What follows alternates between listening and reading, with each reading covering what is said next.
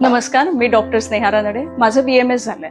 BMS झाल्यानंतर मी MD रसशास्त्रामध्ये केलंय. रसशास्त्रामध्ये MD करत असताना आम्हाला औषधी निर्माण हे शिकवलं गेलं होतं. औषधं कशी तयार करायची याचं फॉर्मल एज्युकेशन आम्हाला MDच्या कोर्समध्ये होतं. जेव्हा आपण डॉक्टर होतो तेव्हा आपल्याला प्रॉडक्ट्स डिस्पेन्स करायला अलाउड असतं. पण नंतर असं लक्षात आलं की प्रॉडक्ट शेल्फवरती विकायची असतील आणि कमर्शियलाइज करायची असतील तर आपल्याला त्याचं लायसन्स घेणं अपरिहार्य आहे. या व्हिडिओमध्ये मी तुम्हाला औषधांचे आणि कॉस्मेटिकचे वेगवेगळे प्रकार आणि त्यासाठी आवश्यक असणारी लायसन्सची प्रोसेस समजावून सांगणार आहे. आयुर्वेदिक औषधं म्हणजे ज्याने उपचार होऊ शकतो आणि आपण पोटातून घेतो, जसं की हे अडुळसा सिरप, तेल, अवलेह, पावडर्स, पॅक्स हे सगळे आयुर्वेदिक मध्ये येतात. दुसरा भाग असतो कॉस्मेटिक, जे ब्युटिफिकेशनला वापरलं जातं किंवा आपलं सौंदर्य खुलवण्यासाठी जे प्रोडक्ट वापरली जातात त्याला म्हणतात कॉस्मेटिक. जसं की हे scrubs, creams, lotion, sunscreen creams याला म्हणतात की कॉस्मेटिक. कॉस्मेटिकमध्येच एक दुसरा प्रकार आहे की ज्याला कलर कॉस्मेटिक म्हणतात, जे सध्या खूप ट्रेंडिंग आहे. लिपस्टिक्स, आय शॅडो, मस्करा या सगळ्यांना कलर कॉस्मेटिक म्हटलं जातं. कॉस्मेटिक मधला तिसरा महत्वाचा पार्ट जो सध्या खूप फेमस झालाय तो म्हणजे perfume.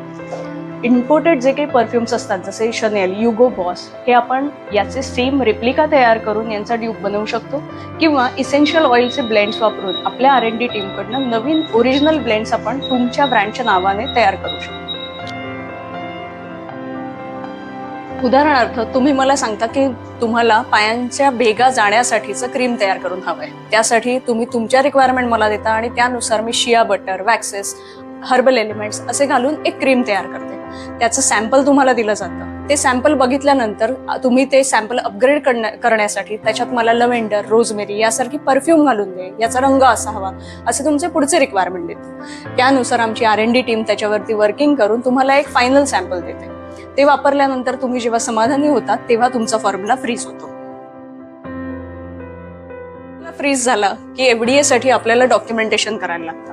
प्रॉडक्टचं testing, stability, shelf life या सगळ्याचं एक डॉकेट क्रिएट होतं जे आपल्याला FDA ला सबमिट करायचं. FDA ला डॉक्युमेंटेशन सबमिट केल्यानंतर FDAचं एक इन्स्पेक्शन होतं, ज्यामध्ये मॅन्युफॅक्चररला आवश्यक ती इक्विपमेंट्स, टेक्निकल स्टाफ हा अवेलेबल आहे की नाही हे बघितलं जातं.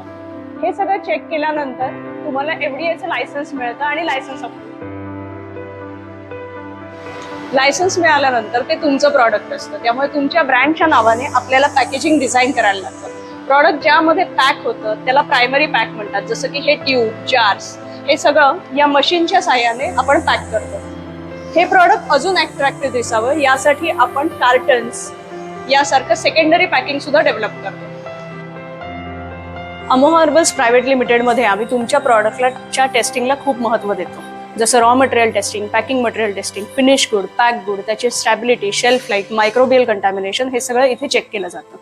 प्रॉडक्ट फायनल झाल्यावर जेव्हा कॉस्टिंग काढलं जातं त्या कॉस्टिंगमध्ये रॉ मटेरियलची कॉस्ट, पॅकिंग मटेरियलची cost, conversion charges, packing charges, testing charges आणि आमचं मार्जिन हे सगळं इन्क्लूड करून तुम्हाला एक प्रॉडक्टची हँडओव्हर कॉस्ट दिली जाते. आमची R&D टीम तुमचा फॉर्म्युला डेव्हलप करते, आम्ही टेस्टिंग करतो, डॉक्युमेंटेशन होतं आणि तुमचा फॉर्म्युला आमच्याकडे पूर्णपणे सिक्रेट राहतो. या फॉर्म्युलाची सिक्रेसी पाळणं ही आमची पहिली जबाबदारी आहे. त्यामुळे पूर्ण मॅन्युफॅक्चरिंगची जबाबदारी आमच्यावर द्या आणि मार्केटमध्ये तुमचा ब्रँड मोठा करा.